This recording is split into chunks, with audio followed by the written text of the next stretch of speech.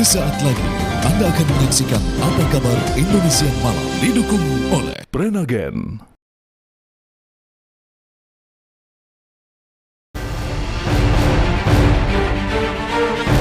Putusan Majelis Kehormatan Mahkamah Konstitusi akan dibacakan hari Selasa esok. Akankah pasangan Prabowo Subianto Gibran Raka Buming Raka dengan mudah melenggang hingga bisa ditetapkan menjadi kandidat yang akan berkontestasi di Pilpres 2024?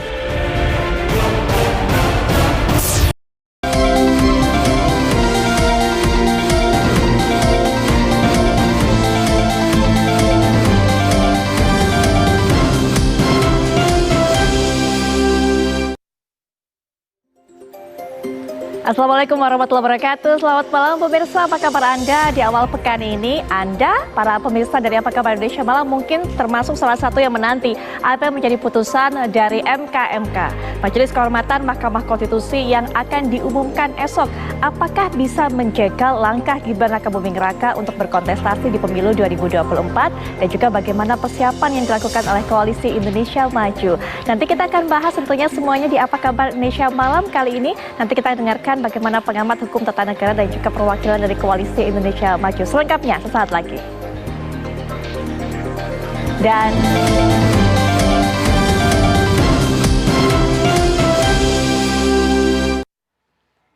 sebelum nanti kita akan berbincang dengan para narasumber seperti biasa, tim kami, tim redaksi Apa Kabar Indonesia Malam sudah menyiapkan rangkaian kabar-kabar menarik sebagai pembuka jumpa kita malam hari ini. Yang pertama kami bawa Anda untuk bisa melihat seorang pengendara motor tewas seketika tertimpa pohon tumbang saat melintas di Jalan Cikoneng Girang, Jatiuwung, Kota Tangerang, Banten.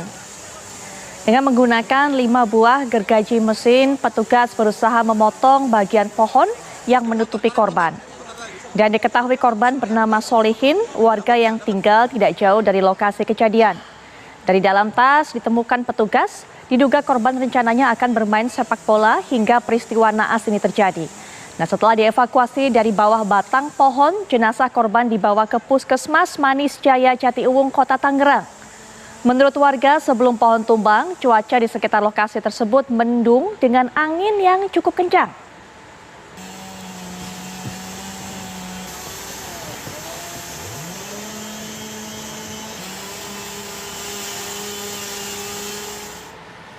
Polisi masih terus berupaya untuk mengungkap kasus kematian CA, seorang mahasiswi kedokteran hewan Universitas Airlangga yang ditemukan tewas di halaman parkir proyek apartemen di Waru, Sidoarjo, Jawa Timur.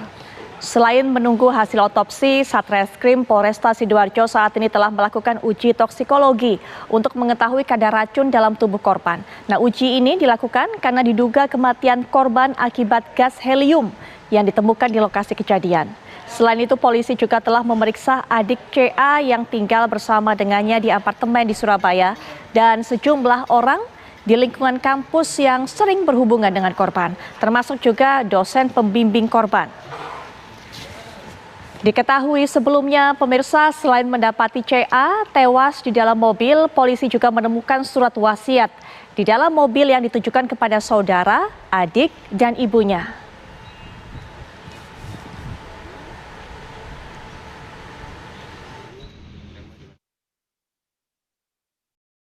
Dari kemarin otopsi, kami juga melakukan uji toksikologi terhadap organ dalam korban. Karena dari sekilas memang secara pemeriksaan luar tidak ada tanda-tanda kekerasan ditemukan pada korban. Namun untuk memastikannya apakah ada racun yang masuk ke dalam tubuh korban, kami juga melakukan uji toksikologi terhadap organ-organ dalam korban. Pemirsa, Mario Dendi Satrio menangis di pelukan ayahnya Rafael Alun Trisambodo jelang sidang tipikor di Pengadilan Negeri Jakarta Pusat.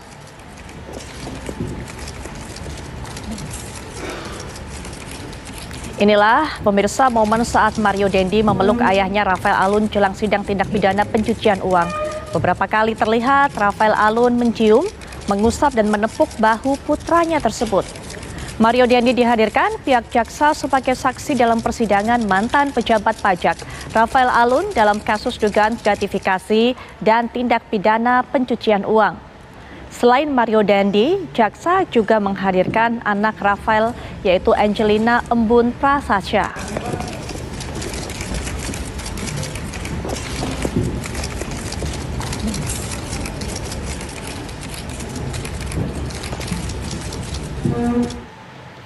Selanjutnya kita akan beralih melihat kabar usai menyatakan mendukung Prabowo Gibran Rakabuming Raka di Pilpres 2024. Wali Kota Medan Bobi Nasution dipanggil Dewan Pimpinan Pusat PDI Perjuangan.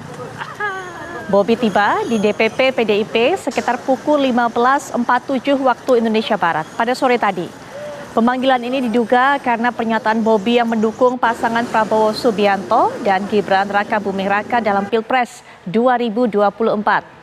Padahal saat ini Bobi merupakan kader PDIP dan menjadi juru kampanye untuk pasangan Ganjar Pranowo dan Mahfud MD yang diusung oleh PDIP.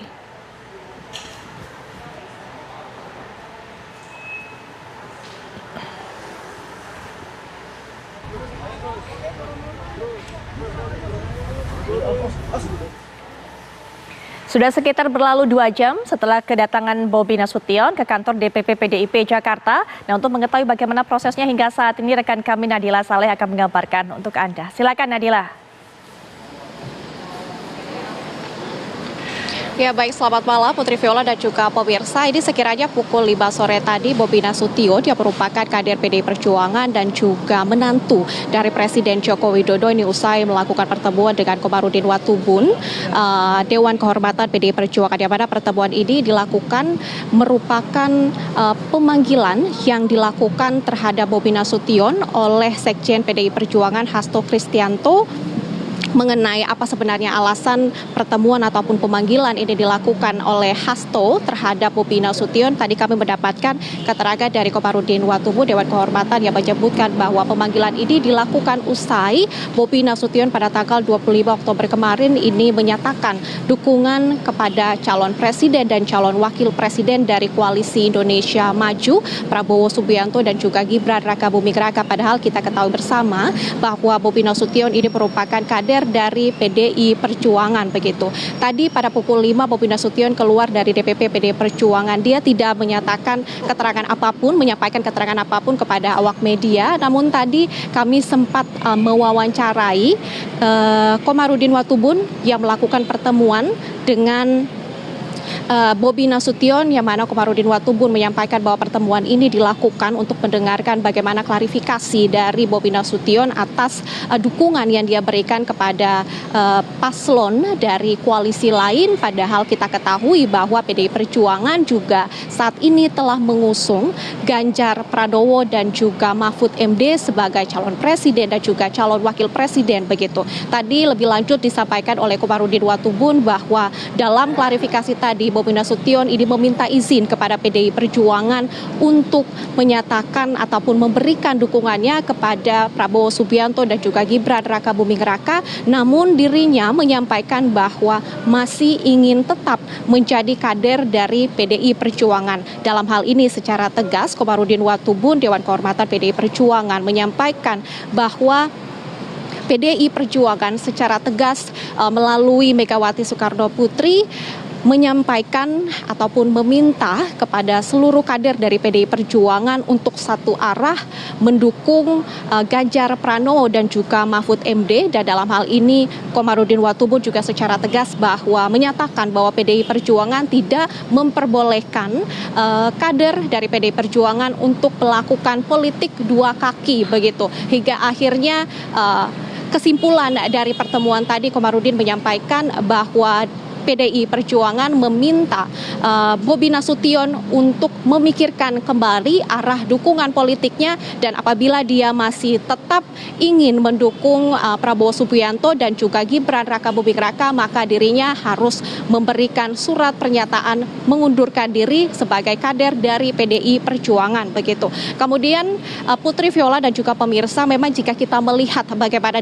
dinamika politik yang terjadi saat ini, mulai dari Presiden Joko Widodo yang juga merupakan kader dari PDI Perjuangan, relawan dari Presiden Joko Widodo ini juga telah menyatakan dukungan terhadap Prabowo Subianto, tidak menyatakan dukungan kepada Ganjar Pranowo dan juga Mahfud MD, padahal Presiden Joko Widodo juga merupakan kader dari PDI Perjuangan. Selain Presiden Joko Widodo, kita ketahui bersama bahwa putra sulung dari Presiden Joko Widodo ini Gibran Rakabuming Raka yang juga memang merupakan kader dari PDI Perjuangan juga saat ini telah berstatus sebagai pasangan calon wakil presiden yang berdampingan dengan Prabowo Subianto. Memang dinamika politik yang terjadi saat ini begitu dinamis, kita akan nantikan bersama bagaimana kelanjutan dari dinamika politik ini. Putri, kembali ke Anda. Baik, Nadila Saleh, terima kasih untuk informasi yang sudah Anda sampaikan. Kita akan beralih pemirsa ke kabar berikutnya.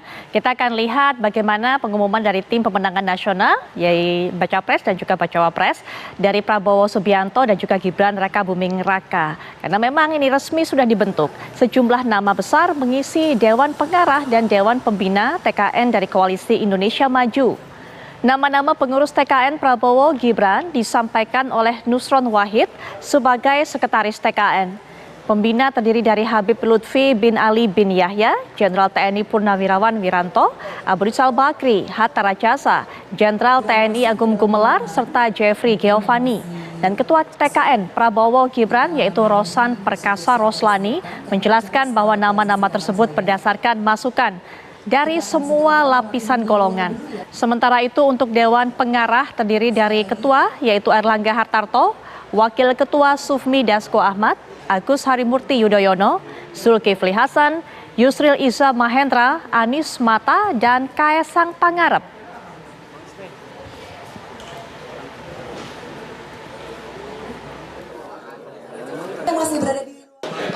Dari nama-nama ini sebenarnya sudah berapa persen keyakinannya dari TKN sendiri? Oh, kalau nama-nama ini udah fix semua.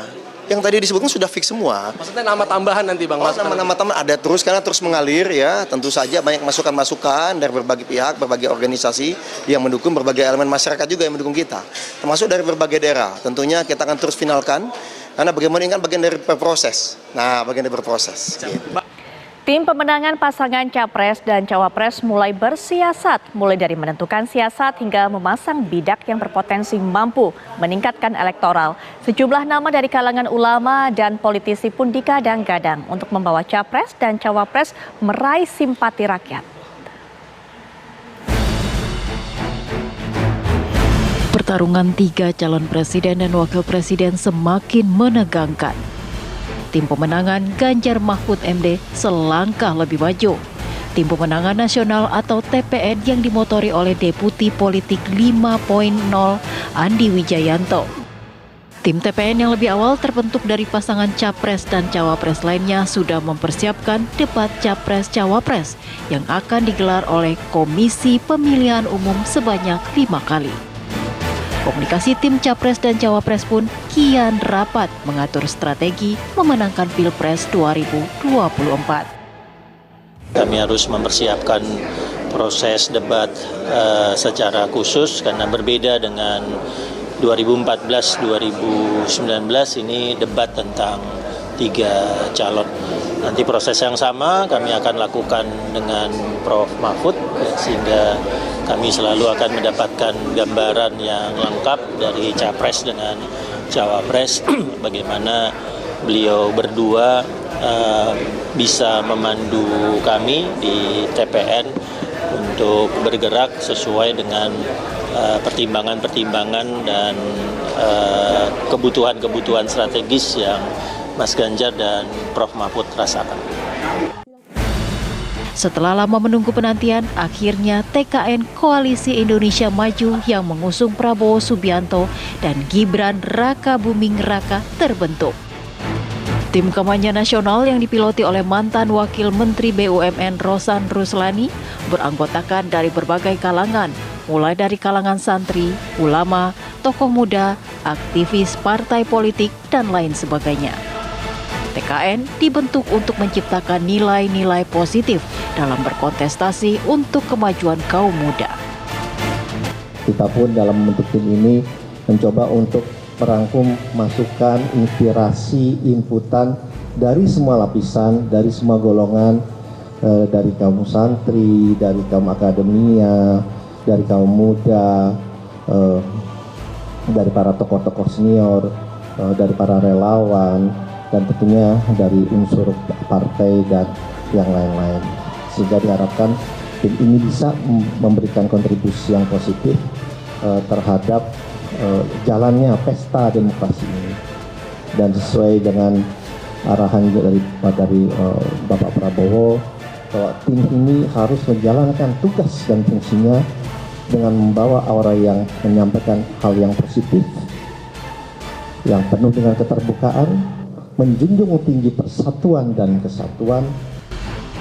Beberapa nama yang tak asing lagi dari kalangan ulama yaitu Habib Lutfi bin Yahya, sedangkan dari partai politik ada Abu Rizal Bakri, Hatta Rajasa, Agung Gumelar, dan Wiranto. Pertama, pembina. 1.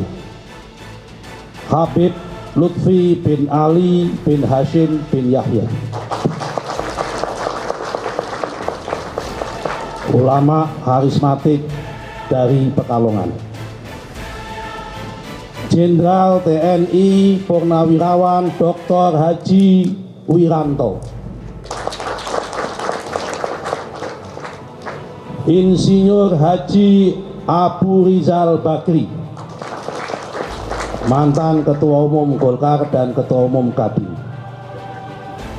Insinyur M. Hatta Rajasa. Sementara itu pasangan Anies Baswedan dan Muhaimin Iskandar belum mengumumkan. Wakil Ketua Partai Kebangkitan Bangsa pernah mengatakan tim pemenangan Anies dan Muhaimin. Sosoknya seperti Lionel Messi, pesepak bola ternama asal Argentina yang mampu mengkoordinasikan timnya menuju kemenangan. Kaptennya seperti Lionel Messi maunya. Gimana tuh Lionel Messi seperti apa? Bukan, maksud saya bisa memecah, mencari terobosan-terobosan, umpan yang repot saja bisa gitu. Jadi timnas ini tidak harus orang hebat, tetapi orang yang mampu berkolaborasi. Jadi mungkin mohon maaf nanti kalau tidak mengejutkan namanya. Tim TV One mengabarkan.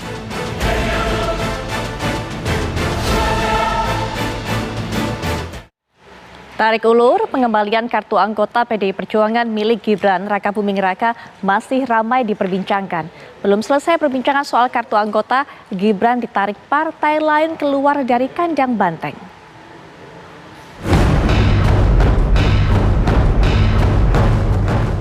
Pasca penetapan keputusan Mahkamah Konstitusi soal batas usia, jalan mulus putra sulung Presiden Joko Widodo tidak semudah yang dibayangkan.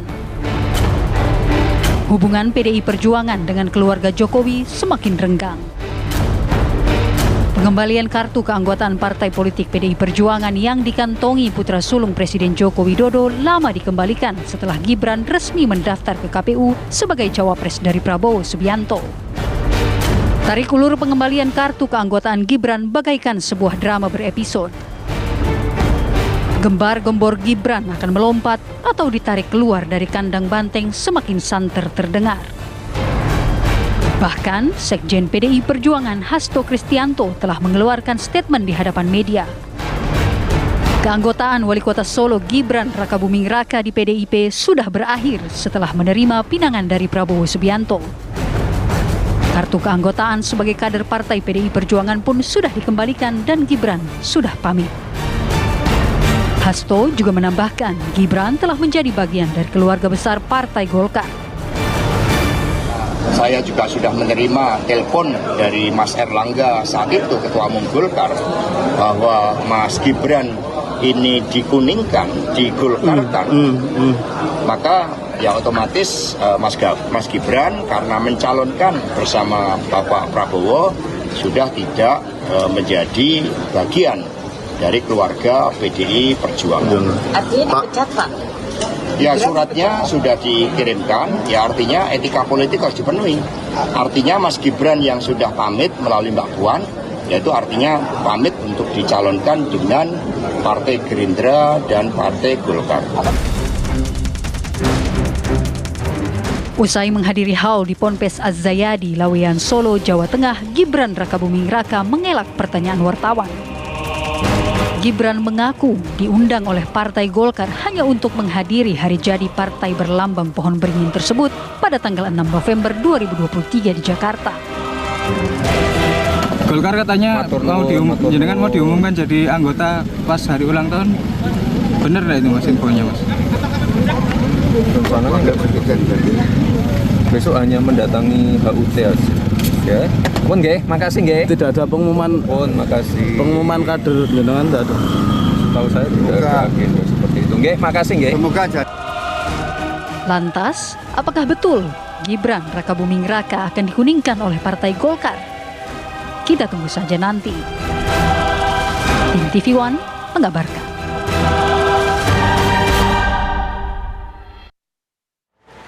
Kalau tadi sudah ada pertanyaan yang bisa Anda saksikan dalam tayangan, apakah betul Gibran Rakabuming Raka akan dikuningkan? Ada satu pertanyaan lagi yang ada di benak masyarakat, apakah memang langkah Gibran Rakabuming Raka berkontestasi di pemilu 2024 ini akan berjalan mulus? Nah, putusan MK yang akan diumumkan besok akan menjadi salah satu jawabannya. Kita akan bahas setelah jeda berikut ini, kami segera kembali.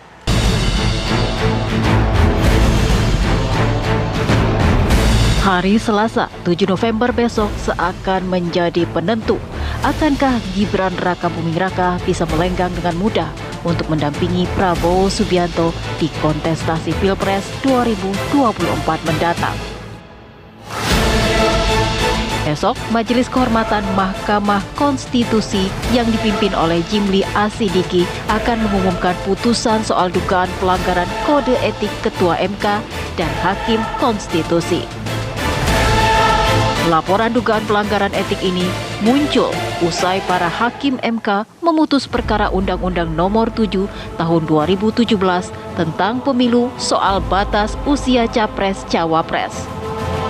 MK mengabulkan gugatan bahwa seseorang bisa mendaftar Capres-Cawapres bila mana sudah berusia minimal 40 tahun atau sudah pernah menduduki jabatan publik melalui pemilihan langsung. Ketua Majelis Kehormatan Jimli Asidiki menyebut tak sulit membuktikan kasus dugaan pelanggaran etik oleh 9 hakim konstitusi itu. Selesai semua, tinggal kami merumuskan putusan dan itu butuh waktu karena semua laporan itu harus dijawab satu persatu. Ya kan?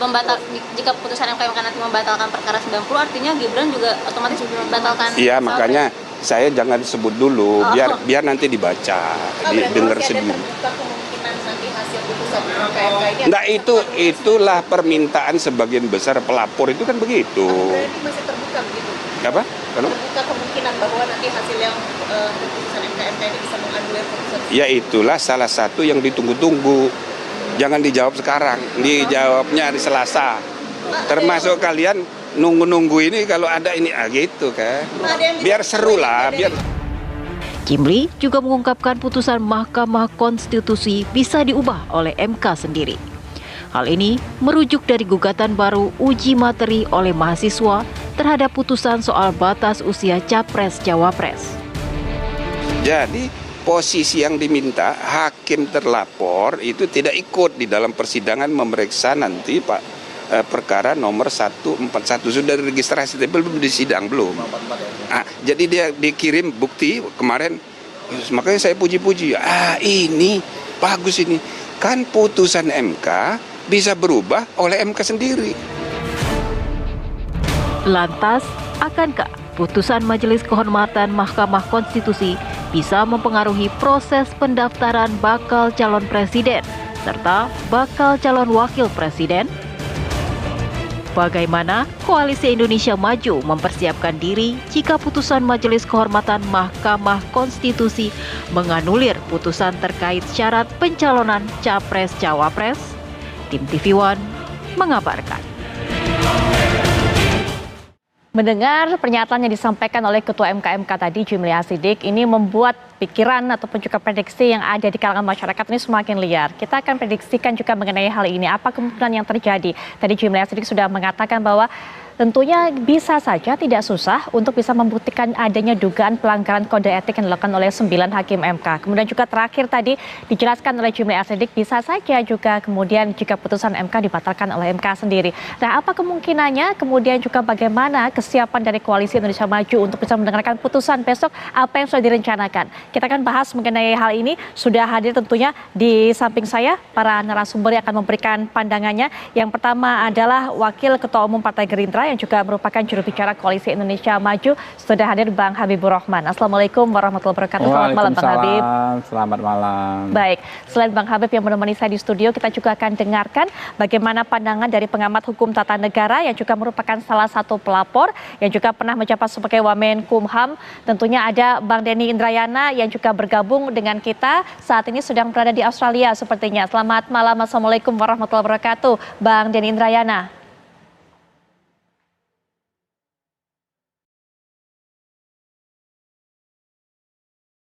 Bang Denny, mohon maaf, sepertinya kami masih belum bisa mendengar suara Bang Denny. Mungkin masih belum dibuka mute-nya.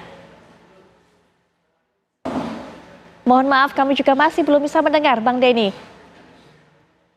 Baik, kami akan coba perbaiki hubungan kami dengan Bang Denny, tapi mungkin kita akan dengarkan terlebih dahulu bagaimana Bang Habib melihat ini jelang putusan atau dibacakannya putusan MK besok. Bang Habib sempat mengatakan ada upaya pencegahan Gibran Raka Buming Raka, dan ini terkait juga dengan putusan MK. Seperti itu, Bang Habib? Ya, jadi saya perlu sedikit luruskan tadi apa yang disampaikan dalam narasi, mengutip pernyataan Pak Jimli Asyidik yang disampaikan secara spontan lisan dengan metode doorstop ya.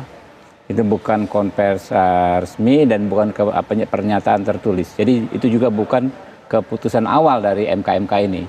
Sehingga belum ada kesimpulan apakah mudah atau tidak. Ya, konteksnya bukan itu. Apakah MK bisa merubah keputusannya sendiri atau tidak juga bukan soal itu. Oke, jadi kita tunggu saja besok penyampaian putusannya. Nah, saya mau katakan bahwa respon terhadap putusan MK ini dilakukan setidaknya kalau kami petakan ada dua elemen masyarakat. Yang pertama adalah masyarakat akademisi yang merespon semua putusan ya, semua masalah yang dianggap terbit dari kekuasaan secara kritis. Contoh misalnya waktu kami mengesahkan KUHP kemarin, dikritisi sedemikian rupa, dibilang KUHP ini tidak demokratis, tidak boleh disahkan, tapi setelah dijelaskan bahwa banyak sekali hal-hal yang baik dalam KUHP, karena itu KUHP ini harus disahkan segera menggantikan KUHP kolonial, akhirnya bisa menerima juga. Begitu juga dalam kasus ini. Yang kedua adalah memang ada yang kami rasakan ya, masukan kepada kami harus mewaspadai adanya gerakan operasi rahasia ya. Yang jelas ada gerakan yang sistematis untuk menggagalkan pencawapresan Mas Gibran Raka Buming Raka dengan menunggangi panggung MK-MK ini. Siapa yang melakukan operasi seperti itu? Terdeteksinya dari mana? Terdeteksinya itu adalah dari demand ya, tuntutan yang digaung-gaungkan, wacana yang digaungkan yang tidak masuk akal, tidak sesuai dengan konstitusi, tidak sesuai dengan perundang-undangan. Contoh misalnya wacana ya pembatalan putusan MK oleh MK-MK. Ini kan nggak ada jalan ceritanya karena pasal 24C mengatur ya MK itu memeriksa perkara pada tingkat pertama sekaligus terakhir dan putusannya bersifat final. Ya. Dan tidak ada istilah banding dan lain sebagainya. Jadi tidak ada koreksi terhadap putusan MK oleh MK sendiri sekalipun nggak ada ya. Yang kedua, ya wacana penjatuhan sanksi kepada Anwar Usman, Ketua MK, karena dituduh melakukan tindakan yang melanggar prinsip conflict of interest, yaitu disebut pasalnya pasal 17, Undang-Undang Kekuasaan Kehakiman. Padahal pasal tersebut disebut hakim harus mengundurkan diri jika ada konflik kepentingan. Hakim ya, bukan hakim konstitusi. Jadi kalau mengacu kepada pengaturan pasal 1 angka 5 dan 1 angka 7 Undang-Undang Kekuasaan Kehakiman, pasal 17 itu tidak mengatur hakim konstitusi. Sehingga salah kaprah, salah kamar. Ya, kalau digunakan pasal 17 ini untuk quote and quote menjerat hakim konstitusi. Jadi ini ada hal yang sederhana ya, yang nggak masuk akal dipaksakan. Sehingga apalagi alasannya? Kalau sekedar mengkritisi nggak sampai sebegitunya. Nggak sampai sebegitu tidak masuk akalnya. Nah ini bukan hanya mengkritisi, tapi memang kami merasa ya masuk akal juga kalau ada yang mengingatkan ini bagian dari skenario besar menyingkirkan Mas Gibran, karena ketika Pak Prabowo diduetkan dengan Mas Gibran ini kan surveinya langsung melejit, ada 3 atau 4 lembaga survei yang dominan sekarang. Surveinya bagus sekali. Gitu. Baik, Bang Habib. Mungkin saya tahan dulu sampai di situ. Nanti kita lanjutkan nanti. Kita akan langsung saja minta tanggapan dari Prof. Denny Indrayana. Bagaimana Prof melihat apa yang disampaikan oleh Bang Habibur Rahman bahwa ada laporan-laporan yang masuk, termasuk salah satu upaya untuk bisa menjegal adanya operasi skenario yang rahasia untuk bisa menjegal langkah Mas Gibran Raka Buming Raka. Ya, kita bicara hukumnya dulu ya, Mbak Putri. Sudah terdengar suara saya ya? Sudah terdengar dengan baik, Prof. Denny. Baik, pertama saya sudah menyampaikan kesimpulan pada hari Jumat yang lalu dan saya mencoba menguraikan dengan detail dengan berbagai macam prinsip-prinsip hukum dasar, hukum tata negara.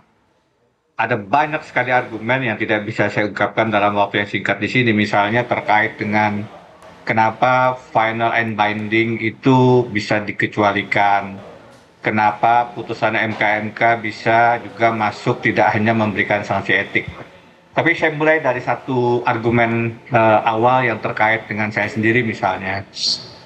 Sebenarnya jauh sebelum putusan 16 Oktober, saya sudah menyampaikan ke publik 4 bulan sebelumnya ada putusan MK yang akan membuka ruang bagi Gibran Raka Buming Raka menjadi kontestan Pilpres 2024.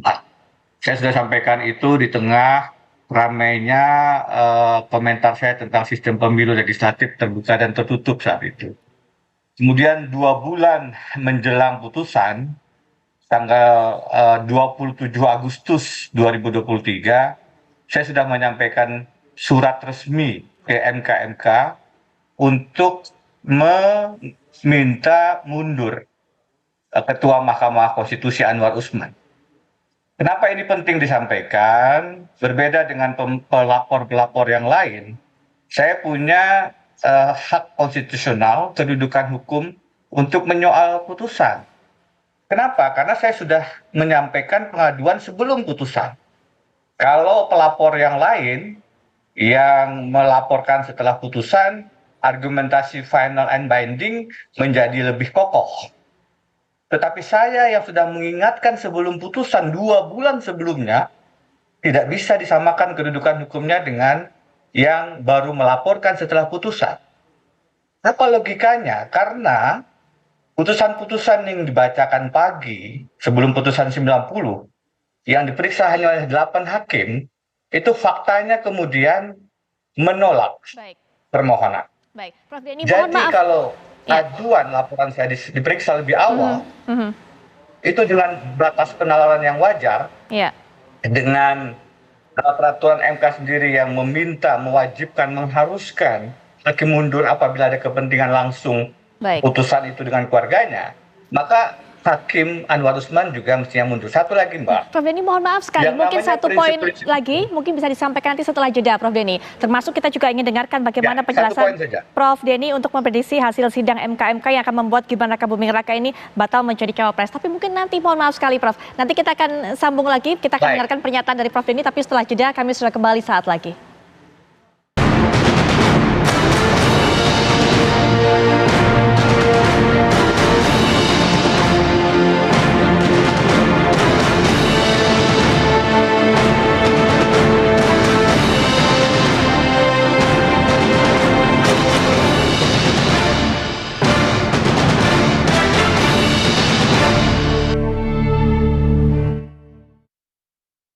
Pemirsa yang Anda saksikan di layar kaca ini merupakan putusan MK mengenai batasan usia Capres-Cawapres. Anda juga bisa lihat mengenai perkara nomornya. Dan apa saja kemudian kasus yang ditolak atau permohonan yang ditolak, Anda juga bisa saksikan, dan apa yang diterima. Ada 3 yang ditolak, kemudian juga 1 yang diterima. Nah, ini Anda juga bisa baca siapa pemohonnya yang kemudian hasil dari persidangan sebelumnya ini ditolak.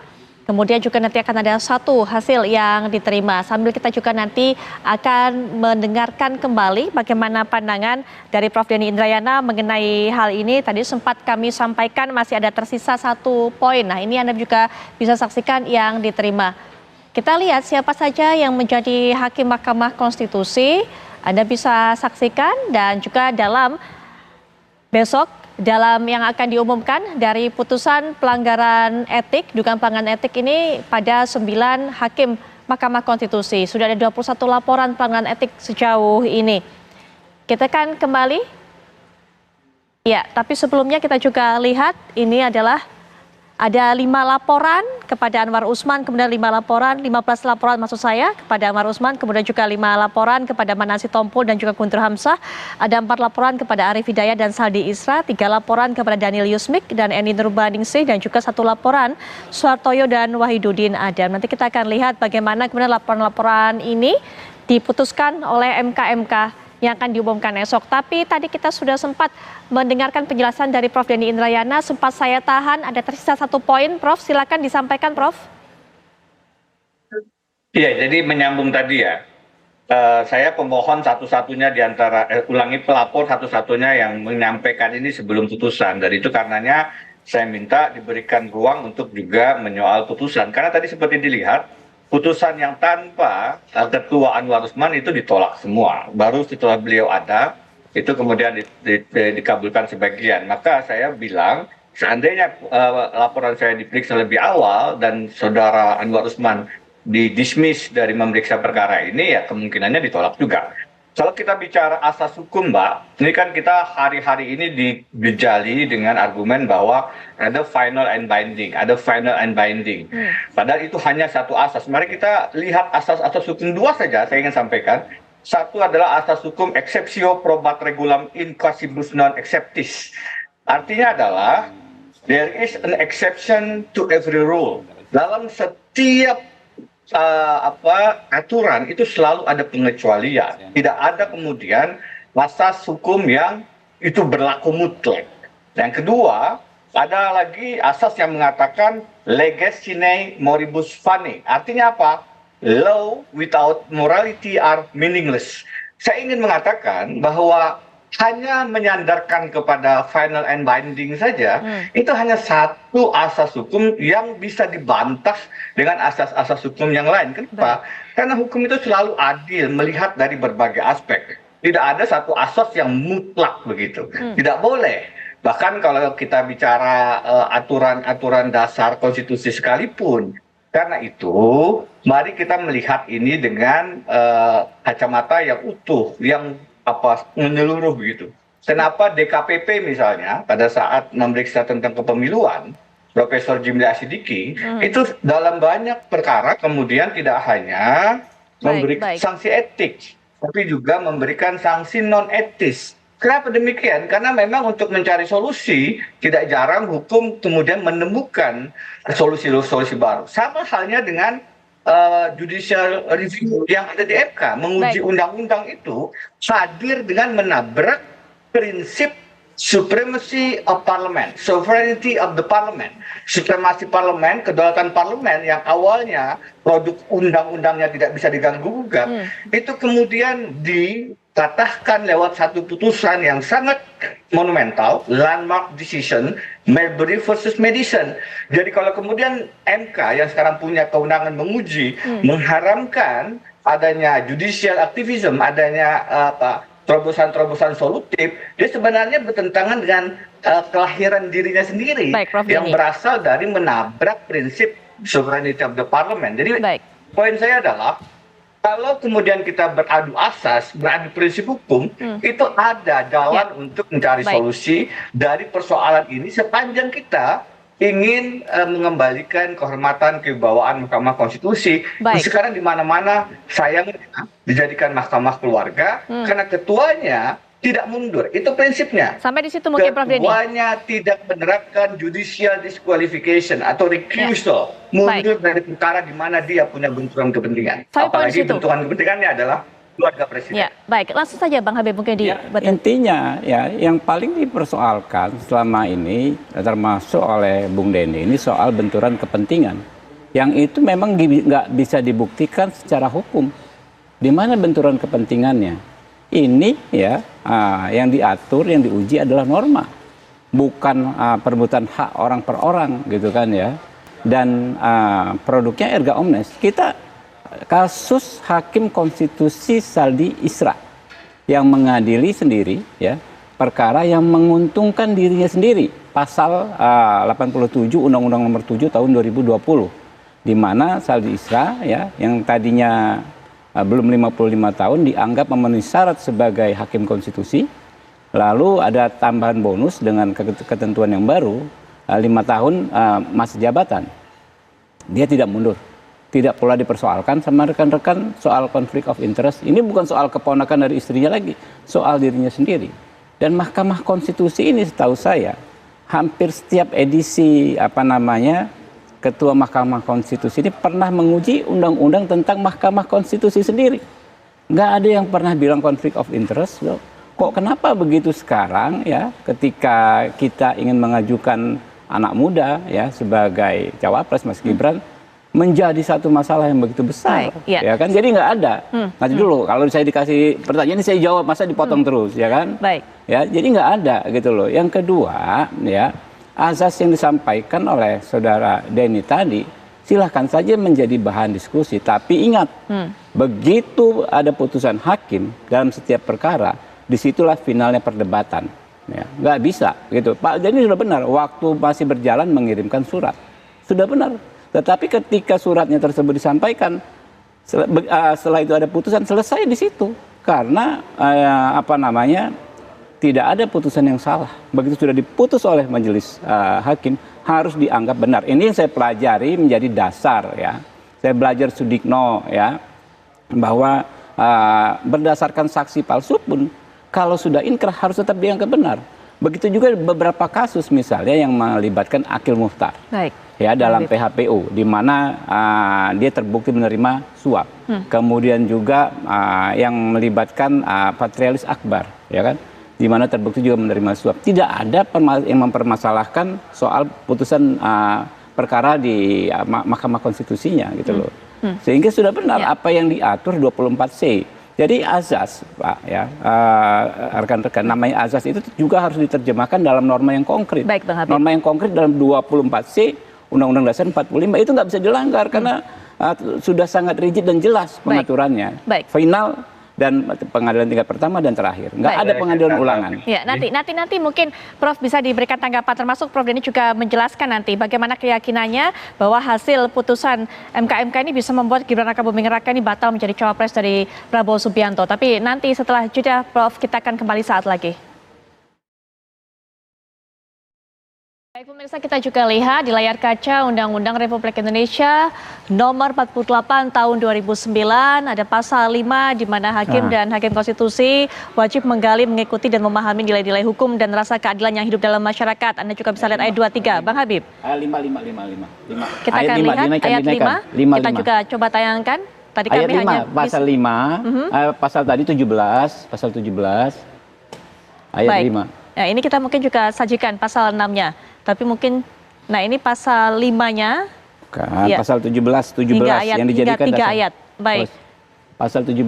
Kalau ini kan normatif semua. Betul. Kami hanya sajikan mungkin pasal 5 dan pasal 6. Ya ini kan udah tebal, ini normatif umum. Pasal 17 yang dijadikan oleh para pelapor itu. Pasal 17 bisa ditampilkan coba. Baik. Nah, ini juga kita lihat. Anda juga bisa saksikan, baca di layar kaca, pemirsa. Kami juga akan berikan kesempatan kepada... Putri, kalau nggak salah tadi giliran saya yang bicara dong. Betul Prof Denny, betul. Saya berikan kesempatan kepada Prof Denny. Tapi sebentar, saya ini sambil sajikan juga pasal-pasal ini, Prof Denny. Ada pasal 87 juga. dari Undang-Undang MK nomor 7 tahun 2020, Hakim Konstitusi yang saat ini menjabat sebagai ketua Kita nggak ada bicara pasal itu. dan Ini wakil pasalnya ketua kemana-mana ini. MK tetap menjabat sebagai ketua atau wakil ketua MK. Pasalnya menguntungkan Saldi Isra. Baik, nah kami akan langsung saja berikan kesempatan kepada Prof. Denny untuk bisa menjelaskan mengenai hal ini. Tadi tanggapi apa yang disampaikan oleh Bang Habib juga. Prof. Denny, silakan. Baik, pertama koin tadi, Mas Denny benar sudah mengajukan sebelum putusan, tapi kalau sudah ada putusan berarti sudah selesai. Satu poinnya, laporan saya belum diapakan. Jadi laporan saya itu 27 Agustus sampai putusan 16 Oktober, 2 bulan hampir tidak ada perkembangan dan baru setelah MK dibentuk baru disikapi. Jadi laporan saya belum ada penyikapan apa-apa sampai putusan itu. Satu poin. Poin lain kalau kita bicara prinsip, saya bicara lagi. Justice delay, justice denied. Karena laporan saya ditunda-tunda, pengaduan saya itu, keadilan itu diabaikan. Karena itu saya menuntut untuk itu ditegakkan. Kalau kita bicara asas, tadi saya bantu Bang Habib, asas yang tadi disebut, Prof. Sudikno adalah guru besar Fakultas Hukum UGM, dalam bukunya Mengenal Hukum, mengatakan res judicata pro veritate habetur, bahwa putusan pengadilan itu dianggap benar, sampai ada putusan yang mengatakan sebaliknya. Jadi ada anak kalimatnya itu, sampai ada keputusan yang mengatakan sebaliknya. Apakah putusan MK bisa dikatakan tidak benar? Kalau kita baca pasal 17 ayat 6 sebagai bentuk dari kalau konsep asas judicial disqualification atau yang dikenal dengan konsep recusal, hakim tidak mundur pada saat ada benturan kepentingan, ada keluarganya yang terkait dengan perkara, maka pasal 17 ayat 6 mengatakan putusannya menjadi tidak sah. Dan pasal 17 ayat 7-nya mengatakan bisa diperiksa kembali dengan komposisi hakim yang berbeda. Oh, ini tidak berlaku. Kita lihat, ini Undang-Undang Kekuasaan Kehakiman.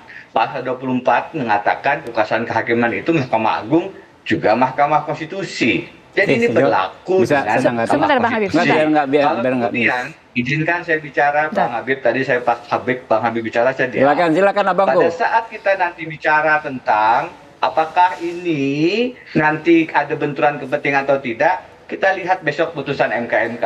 Menurut saya terang benderang bahwasannya apa? Bahwasannya memang ada hakim yang punya benturan kepentingan karena kasusnya terkait dengan keluarganya. Kasus 90 ini adalah kasus yang dengan terang dalam dalilnya menyebut nama Gibran. Dalam dalilnya mengatakan ini tokoh yang dia idolakan, yang harusnya maju sebagai calon presiden. Di dalam dalilnya ada justru di putusan perkara 90 itu.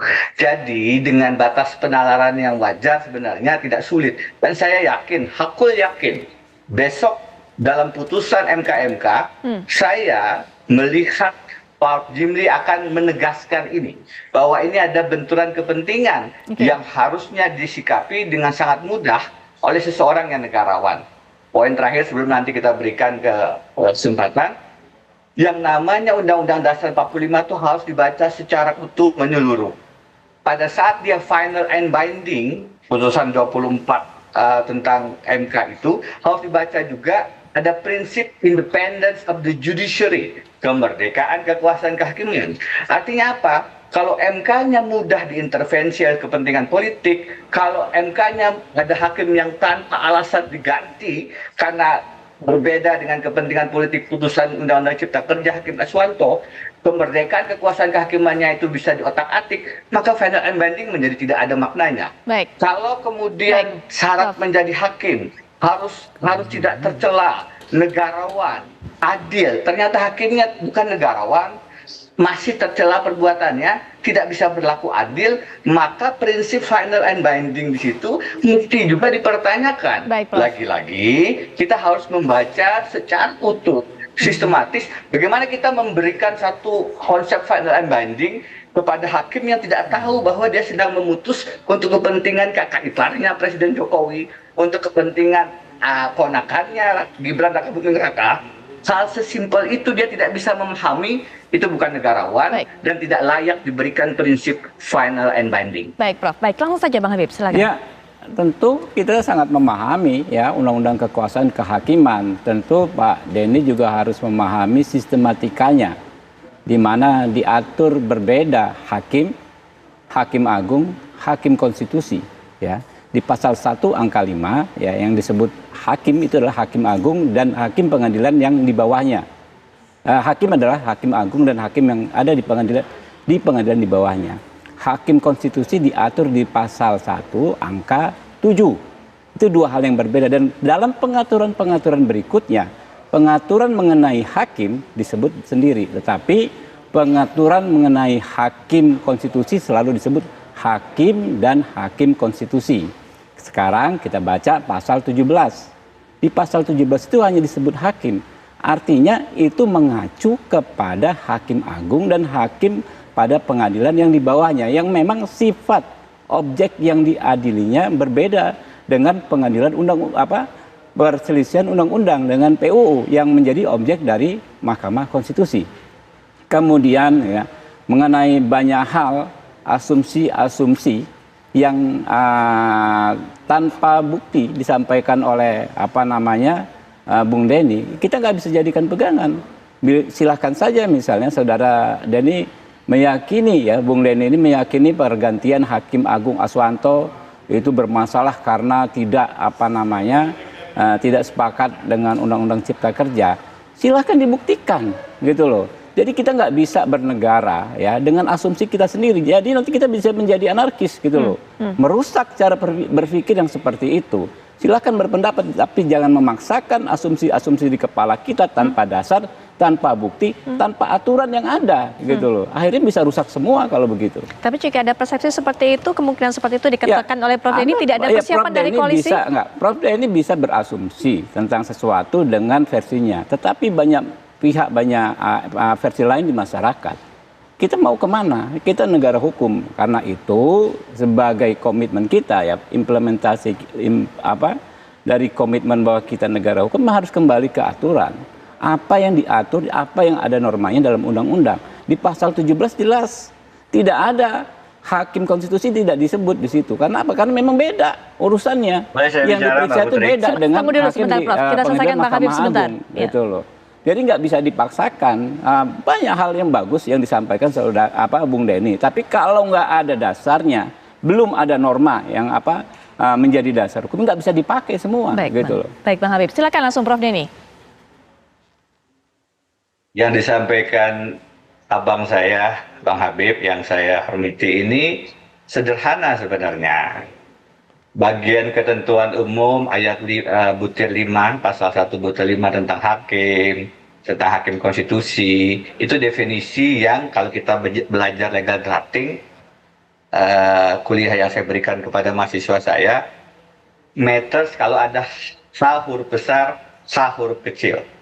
Jadi kalau hakimnya itu huruf besar di pasal 17, maka itulah yang didefinisikan di dalam ketentuan umum pasal 1. Coba lihat H di dalam pasal 17 itu. Hurufnya huruf kecil. Artinya apa?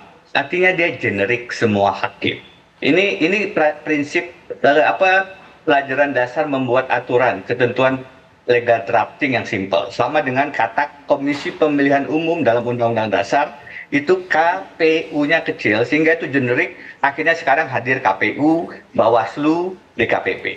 Cek pasal 17 itu hanya huruf kecil, jadi dia bukan hakim dalam permaknaan hanya Mahkamah Agung dan peradilan di bawahnya, dia mencakup seluruh hakim. Baik, mungkin sampai di situ terlebih dahulu. Nah, sebelum kita kedua, Prof Denny mohon maaf, saya akan potong terlebih dahulu. Setelah jeda, saya berikan kesempatan kepada Prof Denny untuk memberikan tanggapan selanjutnya. Sesaat lagi, kami akan segera kembali.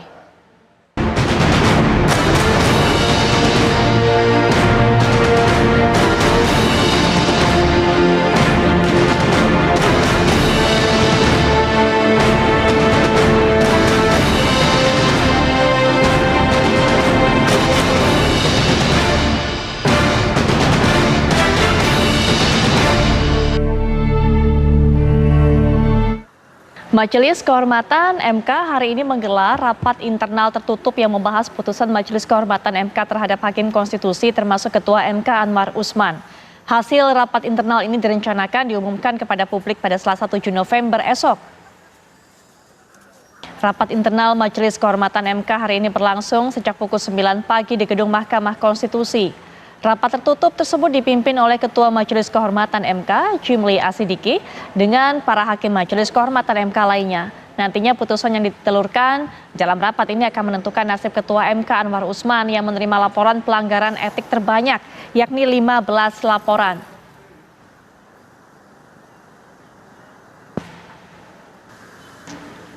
Rapat sudah berlangsung sejak pukul 9 pagi tadi. Bagaimana situasinya hingga pada malam hari ini? Rekan kami, Laura Luis akan mengabarkan untuk Anda. Silakan Laura. Ya, Putri Viola dan juga pemirsa, hari ini Majelis Kehormatan Mahkamah Konstitusi menggelar rapat internal untuk memutuskan dugaan pelanggaran kode etik yang dilakukan oleh Hakim Konstitusi. Adapun saat ini rapatnya sudah selesai dan memang benar sudah dimulai pada pukul 9 waktu Indonesia Barat pagi tadi. Adapun sebanyak 21 laporan yang masuk ke MK terkait pelanggaran kode etik yang diduga dilakukan oleh Hakim Konstitusi, di mana sidang pelapor sudah dimulai pada tanggal 31 Oktober kemarin. Kemudian ada beberapa catatan dalam laporan ini pemirsa, diantaranya adalah dari 21 laporan yang masuk sebanyak sekitar 15 laporan ditujukan kepada Anwar Usman selaku Ketua Mahkamah Konstitusi. Sebelumnya Ketua MKMK Jimli Asidiki sempat menginformasikan bahwa hakim yang paling bermasalah adalah hakim yang mendapatkan paling banyak laporan. Itu artinya jika kita tafsirkan secara tersirat, Jimli mengatakan bahwa hakim yang paling bermasalah adalah Anwar Usman. Kemudian Anwar Usman juga adalah satu-satunya hakim yang diperiksa sebanyak 2 kali, Putri Viola dan juga pemirsa. Anwar Usman diperiksa pertama, kemudian juga diperiksa terakhir untuk memberikan klarifikasi atau pembelaan diri terkait pelanggaran kode etik yang diduga dilakukan oleh dirinya. Kemudian tidak hanya Anwar Usman yang diperiksa, 8 hakim Mahkamah Konstitusi lainnya juga diperiksa. Selain memeriksa ke-9 Hakim Konstitusi, MKMK juga sudah mengamankan sejumlah barang bukti, salah satunya adalah rekaman CCTV atau administrasi yang sudah diamankan selama 1 pekan ini. Dan memang dari semua laporan yang ada, yang paling sering disebut adalah Anwar Usman, di mana yang paling menjadi sorotan adalah tentang putusan nomor 90 terkait batas usia minimal Capres-Cawapres dan terkait hubungan kekeluargaan antara Anwar Usman dengan Gibran Rakabuming Raka, keponakannya. Sementara saya kembalikan ke studio. Baik Laura, terima kasih untuk informasi yang sudah Anda sampaikan. Langsung saja kita berikan kesempatan kepada Prof. Denny untuk bisa melanjutkan penjelasannya. Silakan Prof. Denny, sampai kepada poin kedua tadi. Ya, jadi kalau tadi kan saya bilang kalau baca Undang-Undang Kekuasaan Kehakiman, salah satu untuk mengidentifikasi berlaku atau tidak kata hakimnya dengan huruf kecil. Itu pendidikan pelatihan dengan drafting, artinya berlaku generik untuk semua hakim. Termasuk di situ Hakim Konstitusi. Yang kedua, kalau kita bicara hukum itu logis, hukum itu juga tentu ada hati nuraninya. Tidak bisa kemudian kita membawanya berargumentasi tanpa punya dasar-dasar yang logik itu. Kenapa saya mengatakan demikian? Saya rasa untuk melihat ini ada harusnya dilaksanakan judicial disqualification atau recusal tadi, mengundurkan diri dari kasus di mana dia punya kepentingan langsung atau tidak langsung, termasuk terkait dengan keluarganya, itu sangat-sangat simple. Dan saya meyakini Profesor Jimli Asidiki dengan MKMK akan bisa melihat itu dengan banyak sekali bukti yang sudah dihadirkan oleh para pelapor. Kalau kita bedah, pemohonnya ini yang 90 ini orang Solo, menyebut nama Gibran. Kemudian pemohon yang lain ada Partai Solidaritas Indonesia, yang ketua umumnya sekarang adalah Kaisang. Meskipun dia menjadi ketua umum belakangan, tapi dia tidak mencabut permohonan ini. Ada adik Gibran di situ. Kemudian pemerintah yang memberi keterangan adalah Presiden Jokowi. Ayah Gibran ada di situ, kakak iparnya Anwar Usman. Kemudian yang memberikan keterangan lain adalah DPR, koalisi mayoritas pendukung Presiden Jokowi, kakak ipar Anwar Usman. Hakimnya adalah Anwar Usman sendiri, omnya dari Gibran. Bayangkan, ini adalah satu konstruksi perkara yang sangat luar biasa kalau tidak dilihat sebagai ada benturan kepentingan. Sangat simpel, sangat mudah kalau dilogik dan dibaca dengan hati nurani. Kalau kita bedah lagi, yang melakukan benturan kepentingan bukan hakim biasa, bukan anggota hakim konstitusi, ketua Mahkamah Konstitusi, the first Constitutional Court Justice. Kalau kita lihat benturan kepentingannya dengan keluarga, bukan keluarga Denny Indrayana, bukan keluarga Bang Habibur Rahman, keluarga Presiden Republik Indonesia Joko Widodo, the first family. Kalau kita bedah substansinya adalah untuk running sebagai calon presiden, wakil presiden, the first office in the country, in the republic. Ini tidak akan terjadi sekali dalam 1 abad. Coba bedah sejarah kemanusiaan. Tidak pernah terjadi perkara semacam ini. Karena itu saya mengatakan ini adalah perkara yang extraordinary. Bahkan saya mengatakan kalau dibedah dengan benar sebaiknya ini akan muncul this is an organized plan crime. Plan and organized crime. Kejahatan yang direncanakan dan diorganisir. Sehingga itu layak untuk dikecualikan dari prinsip final and binding. Baik, Prof. Denny, silakan tanggapi juga Bang Habib. Ini apa namanya agak nggak nyambung ya. Kalau Prof. Denny ngomong apa soal teori legal drafting, kita juga belajar walaupun saya kuliahnya di kampung di Universitas Lampung ya. Nggak ada yang disampaikan Prof. Denny itu nggak benar ya. Definisi undang-undang itu kita baca dari redaksinya, teksnya bukan huruf kapital atau huruf kecilnya. Karena itu ya huruf kapital. Anda baca saja di pasal 19 ya. Huruf H besar memang di awal kalimat. Ya, kalau di tengah kalimat hanya kecil gitu loh. Jadi nggak ada urusan itu ya. Saya bantah keras ya. Saya juga belajar hukum, Prof. Nah, kemudian ya soal hal-hal yang tadi saya bilang oleh Prof. Denny banyak masalah ya. Mungkin ada sebagian diantaranya benar, tapi yang pasti tidak semuanya benar, gitu loh. Digatuk-gatukan, ya, sehingga disebut inilah apa organized crime dan lain sebagainya. Logikanya Prof. Denny yang salah, gitu loh. Sebagai orang hukum kita nggak bisa judgement sesuatu, ya, yang kita tidak bisa buktikan benar apa kebenarannya. Ada ya di hukum pidana, ada apa premis lebih baik kita membebaskan 1.000 orang, ya. Yang kita ya tidak yakin dia salah daripada kita menghukum orang yang benar gitu loh. Artinya apa di hukum itu?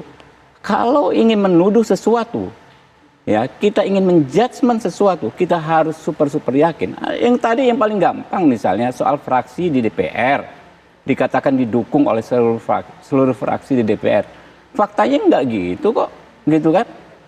Faktanya berbeda kok. Ini kan semua asumsi yang mungkin ya. Ada yang benar sebagian, tapi nggak ada buktinya gitu loh. Dan memang tidak benar juga gitu loh. Sebagian besar tidak benar apa yang disampaikan oleh Prof. Denny. Jadi ya kita ini bernegara, berdemokrasi, berhukum nggak bisa berdasarkan asumsi dan apa yang di kepala kita sendiri saja. Nggak bisa ya. Kalau kita diskusi mungkin bisa. Tetapi kalau kita bicara soal hak ya, soal penegakan hak ya, soal proses hukum, kita harus bicara soal bukti, soal aturan yang ada, soal ketentuan yang ada. Baik, perdebatan soal ini tentunya masih berjalan dengan panjang, tapi saya rasanya harus bisa batasi sampai di sini, Prof. Denny, Bang Habibur Rahman. Sambil kita nantikan kemudian bagaimana hasil putusan dari MK akan diumumkan esok. Terima kasih Prof. Denny sudah meluangkan waktunya memberikan pandangan mengenai hal ini. Bang Habib juga terima kasih.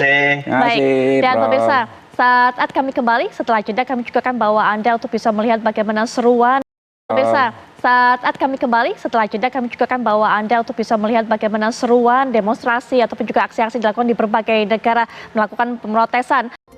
Cuma berbicara mengenai keputusasaan Israel yang tadi dipertanyakan dalam tayangan sudah dengarkan, tapi juga kita melihat bagaimana aksi serentak dilakukan oleh warga dari berbagai negara yang bukan hanya ada di Asia, bukan hanya Indonesia tentunya, tapi juga berbagai negara yang ada di Eropa dan Amerika. Kami nanti akan kabarkan kepada Anda bagaimana aksi demonstrasi ini berlangsung secara serentak di akhir pekan kemarin. Kalau kemarin kami juga sempat tayangkan breaking news dari mulai jam 6 pagi sampai siang hari berlangsung aksi demonstrasi seruan dari masyarakat, harapan dari masyarakat yang berlangsung di Monas itu di Indonesia, negara-negara lainnya juga melakukan hal yang sama. Apakah ini membawa dampak bagaimana kemudian Israel melihat suara dunia untuk bisa menghentikan serangan yang dilakukan oleh Israel kepada Palestina? Untuk bisa membahas mengenai hal ini sudah hadir di samping saya, beliau merupakan pengamat Timur Tengah yaitu Pak Hasibullah Sastrawi. Assalamualaikum warahmatullahi wabarakatuh.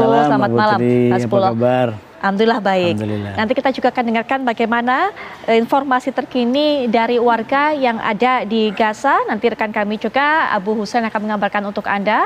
Tapi sambil juga kami menanti untuk bisa terhubung dengan Abu Husain, kita akan dengarkan terlebih dahulu bagaimana Pak Hasibullah memandang ini. Kalau kita lihat kemarin begitu kompak di Monas, suara dari masyarakat Indonesia, bahkan bukan hanya dari masyarakat yang memeluk agama Islam, Pak Hasibullah, tapi juga lintas agama. Karena memang banyak sekali yang mengatakan tidak perlu beragama Islam, ini hanya butuh kemanusiaan untuk melihat apa yang dilakukan Israel betul-betul salah kepada Palestina.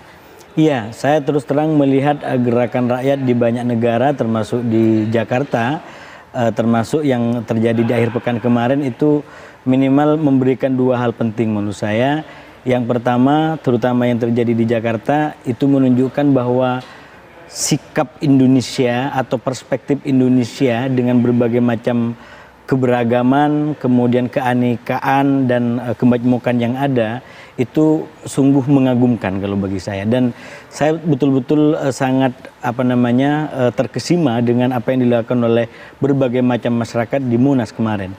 Karena mereka melakukan itu dengan perspektif yang kita sebut sebagai perspektif keindonesiaan, bukan perspektif golongan. Jadi mereka datang ke Monas mendukung Palestina karena mereka melihat bahwa apa yang terjadi di Palestina itu tidak sesuai dengan nilai-nilai kebangsaan modern, dengan nilai-nilai kemanusiaan modern, dan mereka terpanggil untuk melakukan bersama-sama.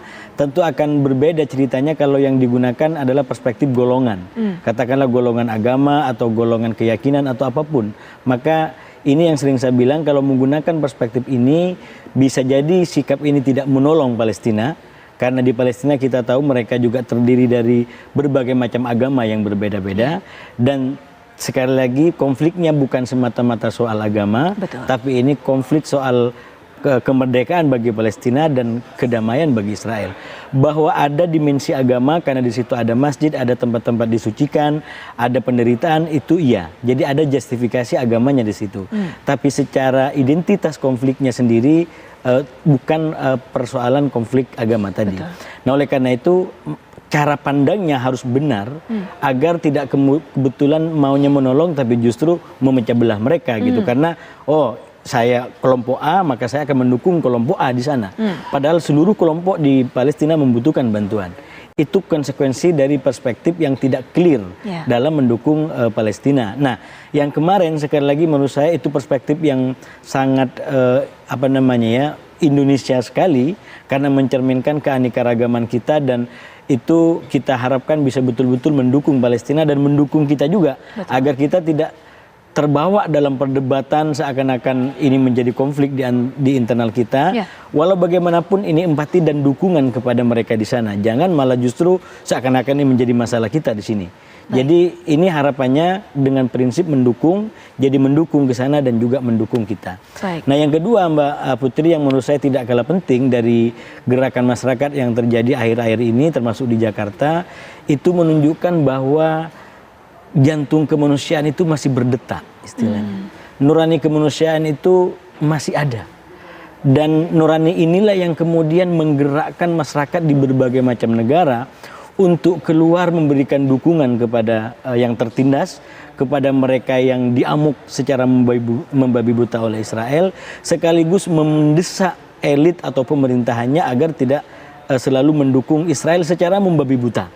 Mungkin pada dukungan tertentu itu tidak bisa kita pungkiri karena memang banyak negara yang juga bekerja sama dengan Israel. Tapi saya melihat dalam perkembangan terbaru negara-negara ini bahkan secara pelan-pelan mulai mencoba merevisi atau menggeser sikapnya untuk lebih ke tengah. Kalau dulu mungkin memberikan dukungan yang tanpa batas kepada Israel atas nama Israel membela diri karena memang kenyataannya diserang lebih dulu pada 7 Oktober itu. Tapi belakangan ketika Israel melakukan serangan balik secara membabi buta, maka kemudian ada diksi tambahan bahwa yang dilakukan Israel hari ini tak lagi cukup dianggap sebagai gerakan melawan atau membela diri. Ini Baik. terlalu jauh melampaui apa yang disebut sebagai membela diri. Ini sudah sebagai menjadi genosida bahkan. genosida. Betul. Nanti dan kita akan lanjutkan membantai. Pak Hasbullah. Tapi setelah jeda kami akan segera kembali termasuk juga melihat apakah kemudian Israel mendengarkan suara dunia mengenai hal ini. Kita akan bahas saat lagi.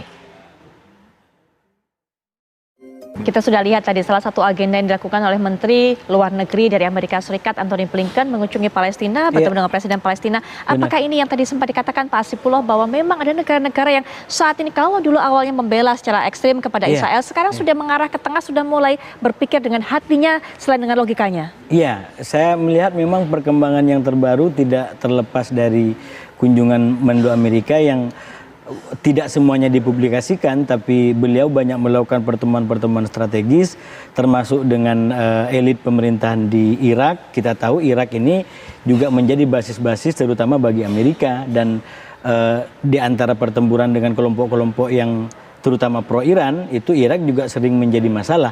Jangan lupa dulu salah satu jenderal terkenal Iran itu meninggalnya di Irak, ya, yang dalam satu kunjungannya itu. Dan Blinken ketemu dengan beberapa tokoh di kawasan, termasuk Turki, itu diagendakan akan ketemu dengan elit di sana. Pastinya Menlu, apakah dengan Erdogan juga kita belum bisa memastikan, tapi dengan Mahmud Abbas, lalu kemudian dengan tokoh-tokoh lain itu dilakukan. Nah, salah satu yang dibahas memang yang kita bahas tadi ini kayak semacam, terutama kalau di Amerika sendiri ada proses yang saya sebut mungkin proses menuju kepada titik moderasi atau titik keseimbangan, terutama kalau dibaca dari sikapnya di awal kan. Di awal itu mungkin karena keterkejutan sikap Amerika melalui Joe Biden itu sangat-sangat menyatu dengan Israel, bukan hanya membela tapi menyatu. Bahkan seakan-akan kebijakan Tel Aviv adalah kebijakan Israel. Karena itu jenderal-jenderal datang ke sana, kemudian Joe Biden sendiri datang ke sana, Menlu ini kalau nggak salah yang ketiga sudah datang ke sana. Ini bahkan pernyataannya sampai dikatakan bahwa dukungan kami tanpa batas. Jadi kalau Israel masih butuh lagi kita akan dukung. Nah, ini yang kemudian melahirkan sikap di kalangan negara-negara Arab sendiri yang selama ini bekerja sama dengan AS itu agak menjauh. Makanya kalau kita ingat waktu Presiden Amerika datang ke Tel Aviv mau ketemu dengan beberapa penguasa terutama di Yordania dan Mesir, itu KTT-nya nggak jadi dilaksanakan. Nah, itu tentu banyak hal yang menyebabkan itu, tapi salah satu yang bisa dibaca publik dari itu bahwa ini tentu mungkin juga berkaitan dengan sikap Amerika yang terlalu dianggap pro-Israel atau bahkan seakan-akan menjadi Israel besar. Nah, ini di kalangan pengamat ada istilah Amerika kecil dan Israel besar. Nah, saat itu betul-betul kayak menyatu di antara Amerika dengan Israel ini gitu. Nah, tapi kan di perjalanannya Israel, kalau bahasanya Obama yang kita lihat kemarin itu, apa yang dilakukan sebagai bela diri itu sudah sampai pada tahap sesuatu yang tidak bisa lagi diterima dalam logika bahwa ini adalah membela diri. Bayangkan kalau kita harus timbang nyawa dengan nyawa sebagai bentuk keseimbangan gitu ya. Ini 1.400 yang jadi korban dari Israel, tapi dia mengamuk, dia menghancurkan sampai 9.000 bahkan 10.000. Betul. Dan yang menjadi target bukan hanya katakanlah yang military yang memang itu berkaitan dengan Hamas misalkan, tapi ini juga ada rumah sakit, ini juga ada masjid, bahkan juga ada gereja. Jadi di mana dimensi pembelaan dirinya di situ. Nah, mungkin saya menduga hal-hal inilah yang akhirnya membuat beberapa negara termasuk Amerika yang saya lihat ini mulai pada proses menuju titik keseimbangannya tadi. Dia misalkan dalam pertemuannya dengan pejabat Israel sebelum ketemu dengan pejabat-pejabat lain, jelas disampaikan bahwa bisa nggak itu tentang jeda kemanusiaan. Nah, ini kan jeda kemanusiaan memang salah satu aspirasi, bahkan itu salah satu yang dimuat di dalam resolusi Majelis Umum PBB, bahwa ini harus jeda, ini harus gencatan senjata, bahkan lebih keras lagi ya. Dan itu coba diyakinkan oleh Blinken ini kepada Israel, walaupun jawabannya Israel dengan jelas tadi dikatakan Netanyahu bilang enggak. Nah itu juga menarik Pak sebelum membahas. Hingga saat ini kemudian masih kekeh pada kemudian Amerika dan juga negara-negara lainnya sudah menyerukan mengenai hal ini. Tapi juga satu hal yang mau dikatakan adalah oleh Israel ini niatnya adalah untuk bisa melemparkan bom nuklir kepada Palestina. Mungkin bisa dijelaskan juga soal ini. Ya, itu yang menurut saya memang di mana-mana tidak ada satu aspirasi yang tunggal ya. Termasuk mengenai kebijakan yang diambil oleh Israel sendiri. Bahkan saya sampaikan berkali-kali di banyak sesi di TV One ini bahwa peta politik dan situasi politik internal Israel sebenarnya menarik gitu. Yang terbaru memang pernyataan bahwa Israel bisa mengambil opsi untuk menjatuhkan bom nuklir. Nah itu kan sebenarnya bisa dibaca satu kalau saya sampaikan itu menunjukkan bahwa memang di Israel ini ada kelompok-kelompok yang sedemikian ekstrim yang mungkin sudah berpikir nggak tahu dia berpikir tentang kemanusiaan itu seperti apa. Jangan-jangan yang dianggap manusia mungkin hanya kelompoknya gitu, karena atau mungkin malah nggak baca tentang dampak daripada pengeboman yang dilakukan tentaranya kepada Gaza. Bisa jadi ya. Tapi kecil juga kemungkinannya kalau kemudian nggak ada pemberitaan sama sekali dia ngebom sampai nggak tahu bahwa ada 9.000 loh jadi korban gitu. Tapi kalau semua itu dia tahu lalu kemudian masih bilang mau nuklir, itu kan berarti ada something. Nah itu yang menurut saya kemungkinan yang kedua, bahwa memang ada kayak semacam frustasi tersendiri. Kenapa frustasi? Satu, serangan Hamas dianggap terlalu mempermalukan Israel yang kadung jumawa dengan berbagai macam kehebatan persenjataan itu. Tapi kemudian terkena serangan yang demikian hebat pada 7 Oktober dan ketika coba mau balas, sampai 1 bulan ini tidak kunjung berhasil. Sandranya pun belum ketahuan di mana itu yang 240 sekian itu. Jadi memang banyak korban gitu yang berjatuhan, tapi kan sipil. Nah itu yang seakan-akan saya bilang di level pertarungan citra Hamas itu seakan-akan meledek Israel. Kamu memang berhasil bombardir Gaza, tapi itu rakyat, itu perempuan, itu anak-anak yang notabene memang tidak bersenjata. Nah sementara kami yang kalian cari tidak kena, kan begitu kalau dibikin jabaran yang lengkap gitu ya daripada sikap itu. Nah mungkin hal kedua ini yang membuat akhirnya keluar statement bahwa kalau demikian begini terus ya kita jatuhkan bom nuklir tadi. Tapi yang tidak kalah penting juga yang ketiga, itu yang saya bilang di Israel itu begitu banyak varian-varian politik, faksi-faksi politik yang dalam situasi sekarang yang kalau Al Jazeera itu mengutip Ehud Barak, salah satu Perdana Menteri Israel, menyebut sebagai bayang-bayang kutukan dekade ke-8. Maksudnya itu apa? Jadi Israel sebagai bangsa yang mengalami masa lalu yang penuh dengan diaspora, penuh dengan kepedihan gitu ya. Mereka itu ada trauma bahwa pemerintahan yang dibangun itu selalu kandas ketika memasuki dekade ke-8. Artinya menjelang 1 abad, nggak ada yang sampai 1 abad.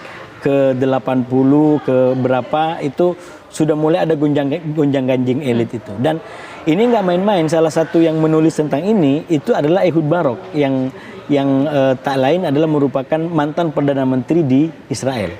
Nah, beberapa peristiwa politik terakhir di Israel itu ada yang mengaitkan dengan ini. Bahkan juru bicara Hamas itu yang saya bilang sebagai perang psikologis itu mention ini secara khusus bahwa kami akan memenangkan pertarungan ini dan kalian tidak akan selamat dari kutukan dekade ke-8 sebagaimana dimuat dalam kitab suci kalian. Itu Abu Ubaidah dalam satu pernyataan persnya menyatakan itu. Jadi memang Hamas ini kalau saya bilang 3 level peperangan itu, perang fisik itu dikontrol oleh Israel dengan serangan membabi buta.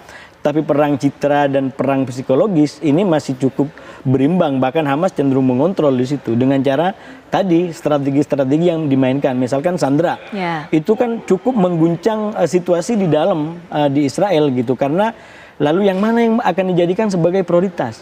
Apalagi Netanyahu sendiri. Nah ini yang saya bilang, Netanyahu ini orang yang sebenarnya punya kepentingan sendiri dan tidak selamanya mendapatkan dukungan sekarang, termasuk dari kabinet perangnya yang dibentuk itu. Terpecah juga mereka. Gitu. Karena mereka sadar Netanyahu ini orang yang sudah terkait dengan persoalan hukum dan ada kecurigaan di Israel bahwa dia melakukan ini, dia melakukan perang dengan strategi dia itu yang dianggap tidak terlalu memihak kepada pembebasan sandera. Dia hanya ingin bagaimana membangun citranya sebagai pahlawan Israel di masa depan.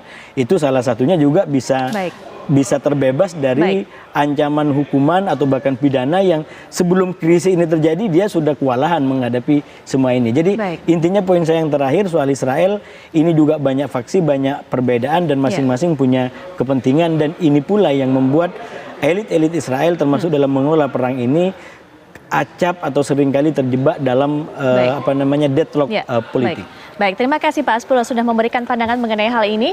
Dan pemirsa, perbincangan ini sekaligus juga menutup jumpa kita di Apa Kabar Indonesia Malam kali ini. Sesaat lagi Anda juga bisa menyaksikan kabar khusus mengenai hari ulang tahun atau peringatan hari ulang tahun Partai Golkar akan kami tayangkan setelah jeda. Saya Putri Viola pamit, selamat malam, sampai jumpa.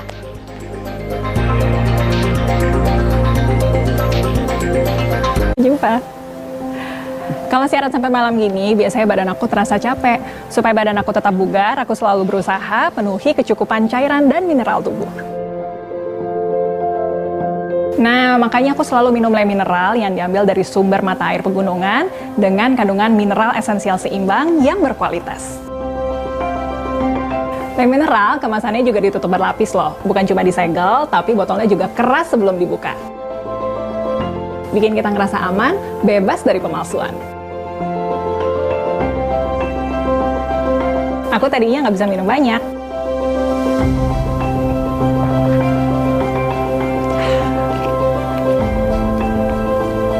Tapi beda kalau minum Le Mineral, rasanya enak, nggak bikin enak. Jadi kalau harus tugas keluar lapangan, aku juga nggak perlu khawatir kalau harus beli air mineral di mana aja. Kamu juga jangan lupa rutin minum Le Mineral ya.